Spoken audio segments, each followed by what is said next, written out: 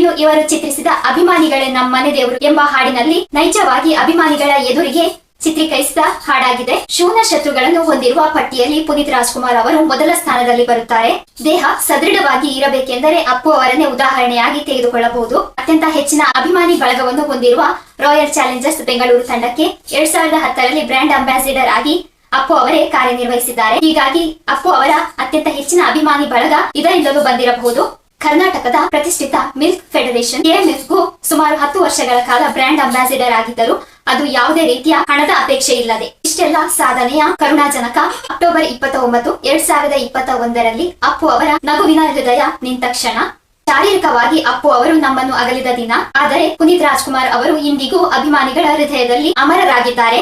ಅಂತಿಮ ದರ್ಶನಕ್ಕಾಗಿ ಅಪ್ಪು ಅವರನ್ನು ಕಂಠೀರವ ಸ್ಟೇಡಿಯಂನಲ್ಲಿ ಇರಿಸಿದಾಗ ಸುಮಾರು 25 ಲಕ್ಷಕ್ಕೂ ಹೆಚ್ಚಿನ ಅಭಿಮಾನಿ ಜನರು ಸೇರಿರುತ್ತಾರೆ. ಅವರು ಕಣ್ಣಿನ ದಾನ ಮಾಡಿದ್ದರಿಂದ ಅವರ ದೇಹವಿಲ್ಲದಿದ್ದರೂ ಅವರ ಕಣ್ಣುಗಳು 4 ಜನರಿಗೆ ದೃಷ್ಟಿಯನ್ನು ನೀಡಿವೆ. ಅಪ್ಪು ಅವರ ಪ್ರೇರಣೆಯಿಂದ ಮುಂದೆ ಪ್ರಸಾದ್ ನೇತ್ರಾಲಯದಲ್ಲಿ ಕೇವಲ ಒಂದೇ ವರ್ಷದಲ್ಲಿ 85,000 ದಾನಿಗಳು ತಮ್ಮ ದೃಷ್ಟಿದಾನಕ್ಕಾಗಿ ನೋಂದಾಯಿಸಿಕೊಳ್ಳುತ್ತಾರೆ. ಆನ್ ಸ್ಕ್ರೀನ್ ಹಾಗೂ ಆಫ್ ಸ್ಕ್ರೀನ್ ಅಂದರೆ ತೆರೆಯಲ್ಲಿಯೇ ಆಗಲಿ ಅಥವಾ ನೈಜ ಜೀವನದಲ್ಲಿಯೇ ಆಗಲಿ ಯಾರೇ ಆಗಲಿ ತಂದೆಗಿಂತ ಹೆಚ್ಚಿನ ಸಾಧನೆಯನ್ನು ಮಾಡುವುದು ಅಸಾಧ್ಯ. ಅಂದರೆ ರಾಜ್ಕುಮಾರ್ ಅವರು ಕನ್ನಡದ ಮೇರು ನಟರಾಗಿ ಸಾಧಿಸಿದ್ದಾರೆ. ಅವರ ಮಗನಾಗಿ ಅವರಿಗಿಂತ ಹೆಚ್ಚಿನ ಖ್ಯಾತಿಯನ್ನು ಪಡೆಯಲಿಕ್ಕೆ ಬೇರೆ ಯಾರಿಗೂ ಆಗುತ್ತಿರಲಿಲ್ಲವೇನೋ. ಆದರೆ ಪುನೀತ್ ರಾಜ್ಕುಮಾರ್ ಅವರು ಅದನ್ನು ಸಾಧಿಸಿದ್ದಾರೆ. ಉದಾಹರಣೆಗೆ ಬೇರೆ ಯಾರನ್ನೇ ತೆಗೆದುಕೊಂಡರೆ ಅಮಿತಾಬ್ ಬಚ್ಚನ್ ಅವರ ಮಗ ಸಿನಿಮಾ ರಂಗದಲ್ಲಿ ಅವರಿಗಿಂತ ಹೆಚ್ಚಿನ ಸಾಧನೆಯನ್ನು ಮಾಡಲಿಕ್ಕೆ ಆಗಿಲ್ಲ. ಹಾಗೆಯೇ ಸಚಿನ್ ತೆಂಡೂಲ್ಕರ್ ಅವರ ಮಗ ಕ್ರಿಕೆಟ್ ನಲ್ಲಿ ತಂದೆಗಿಂತ ಹೆಚ್ಚಿನ ಸಾಧನೆಯನ್ನು ಮಾಡಲಿಕ್ಕೆ ಆಗಿಲ್ಲ. ಅಂಬಾನಿ ಮಗ ಆಗಿ ವ್ಯವಹಾರದಲ್ಲಿ ಅಂಬಾನಿಗಿಂತ ಹೆಚ್ಚು ಹೆಸರು ಮಾಡುವುದು ಕಷ್ಟ. ಆದರೆ ಆ ಎಲ್ಲಾ ಕಷ್ಟಗಳನ್ನು ಹೋಗಲಾಡಿಸಿ ಪುನೀತ್ ರಾಜ್ಕುಮಾರ್ ಅವರು ತಂದೆಗಿಂತ ಹೆಚ್ಚಿನ ಕೀರ್ತಿಯನ್ನು ಕೇವಲ ಅಲ್ಪಾವಧಿಯಲ್ಲಿಯೇ ಪಡೆದುಕೊಳ್ಳುತ್ತಾರೆ. ಇವರ ಸಾಧನೆಯ ಫಲವಾಗಿ ಇಂದು ಕನ್ನಡದ ಪಠ್ಯ ಪುಸ್ತಕದಲ್ಲಿ ಪುನೀತ್ ರಾಜ್ಕುಮಾರ್ ಅವರ ಹಾಡು ಹಾಗೂ ಜೀವನದ ಕುರಿತಾಗಿ ಒಂದು ಪಠ್ಯವೇ ಇದೆ.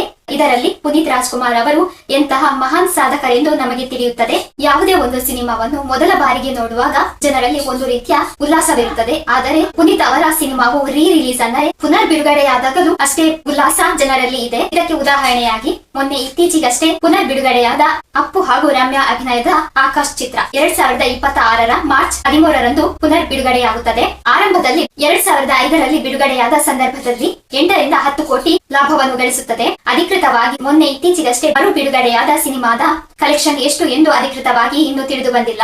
ಪ್ರಥಮವಾಗಿ ಬಿಡುಗಡೆಯಾಗಿದ್ದಕ್ಕಿಂತ ಹೆಚ್ಚಿನದಾಗಿ ಕಲೆಕ್ಷನ್ ಆಗುವುದರಲ್ಲಿ ಯಾವುದೇ ಅನುಮಾನವಿಲ್ಲವೆಂದು ಹೇಳಬಹುದು. ಯಾವುದೇ ಒಂದು ಸಿನಿಮಾವನ್ನು ನಾವು ಮೊದಲ ಬಾರಿಗೆ ನೋಡುತ್ತಿದ್ದೇವೆ ಎಂದರೆ ಅಲ್ಲಿ ಹೆಚ್ಚಿನ ಜನರು ಸೇರಿರುತ್ತಾರೆ.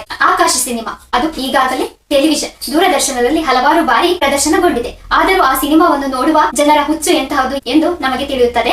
ಮರು ಬಿಡುಗಡೆಯಾದ ಆರಂಭದ ಅವಧಿಯಲ್ಲಿಯೇ ಎಲ್ಲಾ ಚಿತ್ರಮಂದಿರಗಳು ಹೌಸ್ಫುಲ್ ಆಗಿವೆ.